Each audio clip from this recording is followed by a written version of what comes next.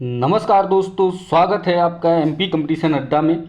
आज का जो अपना सबसे इम्पोर्टेंट टॉपिक है करंट अफेयर्स में, वो है उपराष्ट्रपति जगदीप धनखड़ जी ने जो इस्तीफा दिया था, और जो भी इम्पोर्टेंट फैक्ट है उसके हिसाब से अपन ने क्लास से शुरुआत कर दी है, जिसमें आपके जो आगामी एग्ज़ाम आने वाले हैं उनके लिए सबसे इम्पोर्टेंट, हर दिन आपके लिए इम्पोर्टेंट होने वाली क्लास है ये।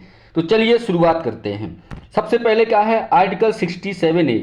हाँ, एक विशेष बात, चैनल को सब्सक्राइब जरूर कर लीजिए। उसका कारण सबसे इम्पोर्टेंट ये है क्योंकि जो मेरे ये करंट अफेयर्स के हैं क्लासेस रहेंगी, वो पूरी की पूरी तरीके से नोट्स से संबंधित ही रहेंगी। जो इम्पोर्टेंट फैक्ट है उन्हीं को आपको बताया जाएगा। तो चलिए सब्सक्राइब एंड लाइक जरूर कर लीजिए।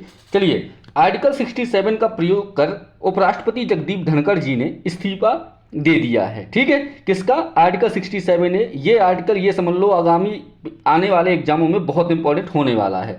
उसके बाद अगली बात क्या है कि आर्टिकल 67 आखिरकार है क्या, उसको थोड़ा सा देख लेते हैं। वह अपने कार्यकाल की समाप्ति से पहले त्यागपत्र दे सकता है जिसे राष्ट्रपति को संबोधित करना होता है। ठीक है, कुल मिलाकर के ये है आर्टिकल 67A कि उपराष्ट्रपति जो है तो अपने कार्यकाल की समाप्ति से पहले ही त्यागपत्र दे सकता है जिसे राष्ट्रपति को संबोधित करना होता है। बस इतनी सी बात है, राष्ट्रपति को संबोधित करना पड़ेगा और आप अपने कार्यकाल से पहले त्यागपत्र दे सकते हैं।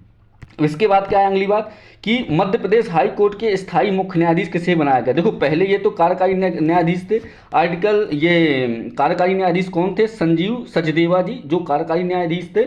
अब इनको मुख्य न्यायाधीश जो है तो मध्य प्रदेश का बना दिया गया है। चलिए अगली करंट बात समझ लेते हैं कि अगला क्या है। अगला है शुभांशु शुक्ला जी। शुभांशु शुक्ला जी की क्या बात है कि शुभांशु शुक्ला जी जो हैं वो कितने दिन तक अंतरिक्ष में रहे हैं? तो आपके 18 दिन तक शुभांशु शुक्ला जी अंतरिक्ष में रहे हैं। ये इंपॉर्टेंट है। अब अगली बात देखते हैं और क्या इंपॉर्टेंट है। राष्ट्रीय संकट प्रबंधन समिति। राष्ट्रीय संकट प्रबंधन समिति क्या होती है? ये क्यों इंपॉर्टेंट है? क्योंकि वर्तमान में ही जो देखो, बाढ़ और ये भूकंप और ये इस तरीके का जो बादल फटना, ये प्रक्रियाएं बहुत तेज चल रही हैं, तो इसलिए ये चर्चा में है। राष्ट्रीय संकट प्रबंधन समिति, थोड़ा इसमें संशोधन किया गया तो उसकी चर्चा कर लेते हैं। तो इसका परिचय क्या है कि भारत सरकार ने संशोधित आपदा प्रबंधन अधिनियम 2025। अब ये क्वेश्चन पीएससी में बार बार पूछा जाता है कि आपदा प्रबंधन अधिनियम कब बना था, तो आपको डेट उसकी पता होगी। 2005 में आपदा प्रबंधन अधिनियम जो है तो बना था। ठीक है, और उसको संशोधित कर अब कब किया गया? अभी 2025 में आपदा प्रबंधन अधिनियम को संशोधित किया गया। तो इसके संशोधित आपदा प्रबंधन अधिनियम 2025 के तहत राष्ट्रीय संकट प्रबंधन समिति एनसीएमसी को वैधानिक मान्यता प्रदान की गई। मतलब क्या है कि राष्ट्रीय प्रबंधन समिति का निर्माण ही किया गया है किसके तहत? आपदा प्रबंधन अधिनियम को संशोधित करके राष्ट्रीय संकट प्रबंधन समिति का निर्माण किया गया, जो कि वैधानिक मान्यता प्रदान की है। वैधानिक मान्यता और संवैधानिक मान्यता दोनों में अंतर होता है। वैधानिक मान्यता का मतलब क्या होता है कि जो एक्ट बनाए जाएं वो वैधानिक वाले कहलाते हैं, और जो संविधान में जिनका आर्टिकल के तहत वर्णन हो वो संवैधानिक कहलाते हैं। सिंपल सी बात है। तो वैधानिक मान्यता प्रदान की, जिससे यह राष्ट्रीय आपदा प्रतिक्रिया समन्वय के लिए सर्वोच्च निर्णय लेने वाली संस्था बन गई है। मतलब अब आपदा से संबंधित कोई बात होगी तो गृह मंत्रालय तो है ही, लेकिन ये उससे निर्णय के लिए ये सर्वोच्च संस्था के रूप में इसको स्थापना की है कि एक इंडिपेंडेंट रूप से आपदा के लिए कुछ काम हो सकें। ठीक है, अब यह समिति और क्या करेगी? यह समिति आपदा प्रबंधन अधिनियम 2005 जो मैंने पहले बताया था कि धारा 8A 2 के जो 8A का उपखंड जो 2 है के तहत गठित की गई है। गठित किसके तहत की गई है? कि जो आपदा प्रबंधन अधिनियम 2005 है उसकी धारा 8A के उपखंड 2 यानी कि सब क्लॉज जो उसका 2 है उसके तहत इसको गठित किया गया। किसको? राष्ट्रीय आपदा, यह कौन सी समिति? ये जो आपकी है राष्ट्रीय संकट प्रबंधन समिति को गठित किया गया है। अब इसके बाद देखते हैं आगे क्या है। आगे की करंट की चीज़ें क्या हैं, सब बदल के हैं। जो इंपॉर्टेंट है उन्हीं चीज़ें हैं। नोट्स के थ्रू इसलिए पढ़ा रहा हूँ मैं आपको। शून्य खुराक बच्चों की संख्या में 43% की कमी। ये एक नई ताज़ा रिपोर्ट आई है कि जो शून्य खुराक बच्चे, मतलब शून्य खुराक बच्चों की क्या है, जैसे अभी गाजा पट्टी में आप देख रहे होंगे कि जो बच्चों के भुखमरी की स्थिति है, ठीक है, भारत में भी बहुत थी, लेकिन उसमें कितने परसेंट की कमी आई है? 43% की कमी आई है शून्य खुराक बच्चों की संख्या में। अब चलिए ये रिपोर्ट किसने साझा की और क्या इंपॉर्टेंट फैक्ट है इनको भी समझ सकते हैं। WHO और यूनिसेफ की रिपोर्ट के अनुसार भारत ने वर्ष 2023 में, कब? भारत ने वर्ष 2023 में 16 लाख शून्य खुराक यानी कि जीरो डाइट बच्चों की संख्या को घटाकर वर्ष 2024 में 9 लाख कर दिया गया। देखो भाई, इतनी जनसंख्या है मतलब कि WHO और यूनिसेफ ने एक रिपोर्ट जारी की जिसमें 2023 में क्या था कि 16 लाख शून्य खुराक बच्चे थे। ठीक है, अब उनकी संख्या घटा करके वर्ष 2024 में कितनी हो गई, 16 लाख से 9 लाख बच्चे। अभी 9 लाख भी ऐसे बच्चे हैं जिनको जीरो डाइट मिलती है, मतलब भोजन ही नहीं प्राप्त हो पा रहा है।